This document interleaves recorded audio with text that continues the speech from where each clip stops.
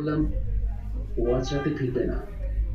নিতু তীক্ষ্ণ গলায় বলল, তার মানে কি? আপনি কি বলতে চাচ্ছেন? আপনি কি আপনার তথাকথিত অলৌকিক ক্ষমতার নমুনা আমাকে দেখাতে চাচ্ছেন? আমাকে ভোটে দিতে চাচ্ছেন? তা না, আপনি শুধু শুধু রাগ করছেন। আমার মনে হচ্ছে ইয়াদ আজ রাতে বাসায় ফিরবে না, তাই বললাম। ওহি অ্যাপের মাধ্যমে কুরআনের অর্থে পৌঁছানো আগের যে কোনো সময়ের চেয়ে সহজ হয়ে গেছে। শুনুন গুরু সাহেব, আমার সঙ্গে চালাকি করতে যাবেন না। আমি চালাকি পছন্দ করি না। নিতু আমাকে বারান্দা পর্যন্ত এগিয়ে দিতে এলো। ফুটে ফুটে বারান্দায় বসেছিল। নিতুকে দেখে উঠে দাঁড়ালো, লেজ নাড়তে লাগলো।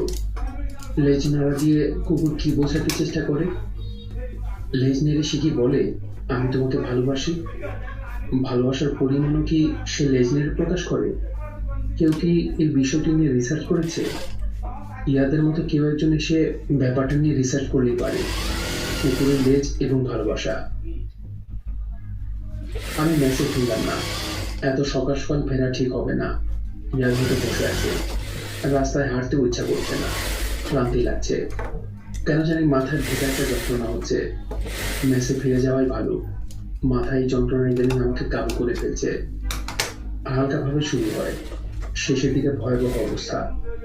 একসময় ইচ্ছা করে কাউকে ডেকে বলি, ভাই, আপনি আমার মাথাটা ছুরি দিয়ে কেটে শরীর থেকে আলাদা করে দিতে পারেন? রূপার চিঠি এখনো পড়া হয়নি। বিছানায় শুয়ে শুয়ে চিঠিটা পড়া যায়। আমি একটা রিক্সা নিয়ে নিলাম। ইয়াদ আমার জন্য মেসে বসে নেই। এটা একটা সুসংবাদ। আগের মতো টাইপ করা ইংরেজি মিশন হয়েছে। খুঁজে পাচ্ছি না।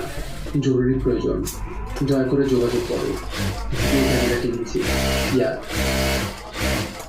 দরজা বন্ধ করে শুয়ে পড়ার সময় মনে হলো রূপার চিঠি আমার সঙ্গে নেই। নিতুদের বাসায় পুরনো কাপড়ের সঙ্গে ফেলে এসেছি। কাপড়গুলি ইতিমধ্যে মিশে ধোপার বাড়িতে চলে গেছে। মাথার যন্ত্রণা বাড়ছে। এই অসহ্য তীব্র যন্ত্রণার উৎস কি?